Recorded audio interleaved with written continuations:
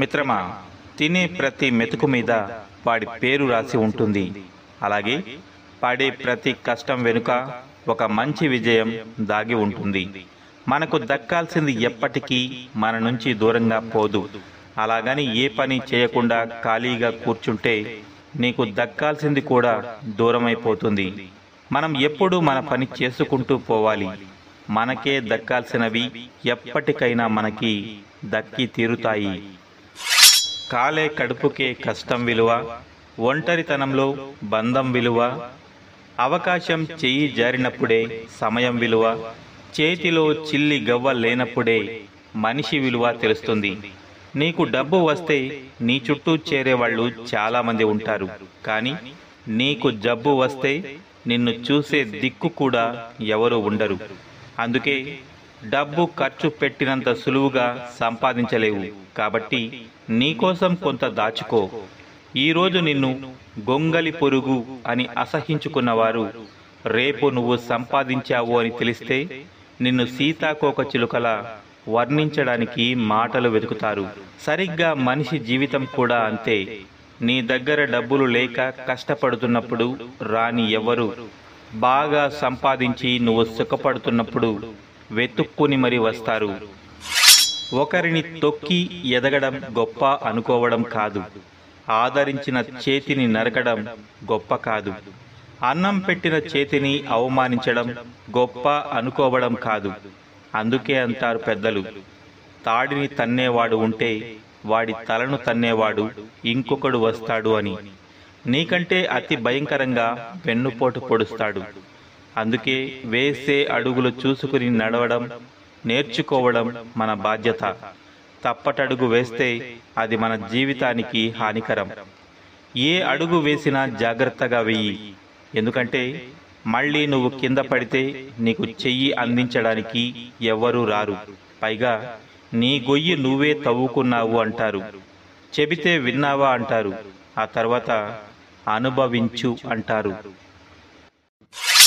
మోసం చెయ్యడం తెలియనివాడు ఖచ్చితంగా మోసపోతాడు. అలాగే మోసం చేసేవాడు మాత్రం ఎప్పటికీ మోసపోడు. కానీ రాబోయే కాలంలో మాత్రం ఏదో విధంగా వాడు చేసిన మోసం వల్ల మూట కట్టుకున్న కర్మని ఖచ్చితంగా అనుభవించి తీరతాడు. మోసం చేసినప్పుడు వచ్చిన మజా రోజు గడవకుండా భారంగా మారిన రోజు గుర్తుకు వచ్చి తీరుతుంది. ఈ రోజు గడిచిపోతుంది కదా అని అవతలి వాడి నెత్తి మీద చెయ్యి పెట్టేస్తే అదే చెయ్యి నీ మీద పెట్టుకొని నిట్ట నిలువున కూలబడి ఏడ్చే రోజులు వస్తాయి. గుర్తుపెట్టుకో. అందుకే నీ రోజు గడుపుకోవడం కోసం ఎవరిని చెడపకు. ఎందుకంటే ఆ బుద్ధే నిన్ను చెడు చేస్తుంది.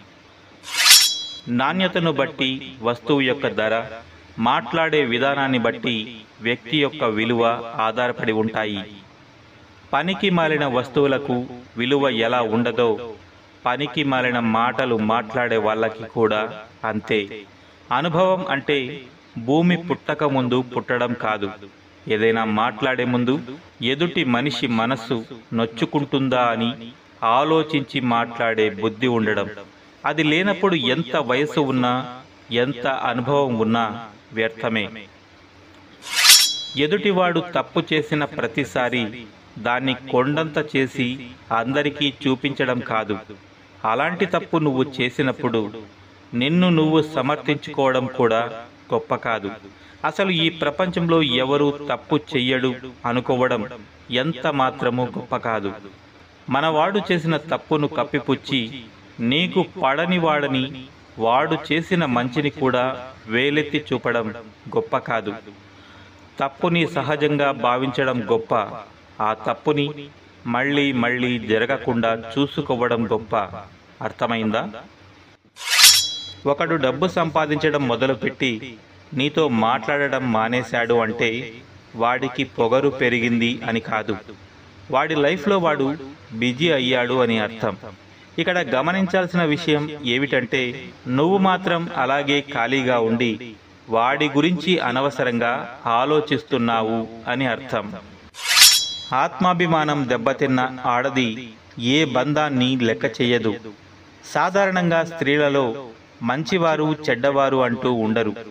వాళ్ళు ఎలాంటి పరిస్థితుల మధ్య పెరుగుతారో, ఎలాంటి భర్తను పొందుతారో అవే లక్షణాలు వారికి వస్తాయి. ఒక స్త్రీ చేయకూడని పనులు చేయడం ప్రారంభిస్తే వాటిని ఆపడం ఎవ్వరి తరం కాదు.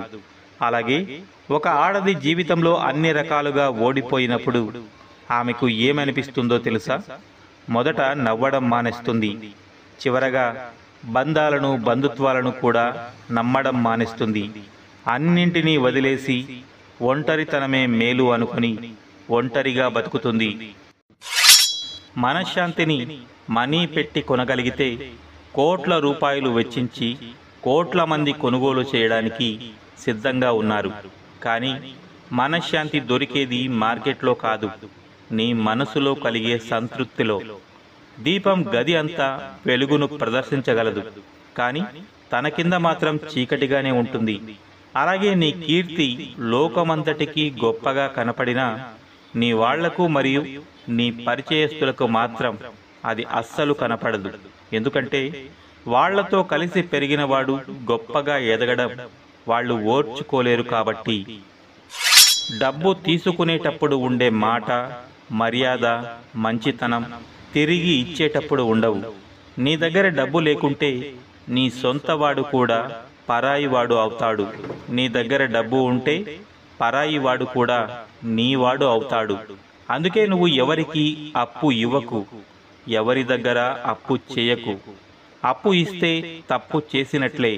అప్పు నీకున్న బంధాన్ని నాశనం చేస్తుంది, నీకున్న గౌరవాన్ని పోగొడుతుంది. కాబట్టి అప్పు ఇస్తే అడగకు, మరచిపో. అప్పు తీసుకుంటే అడగక ముందే ఇచ్చేయి.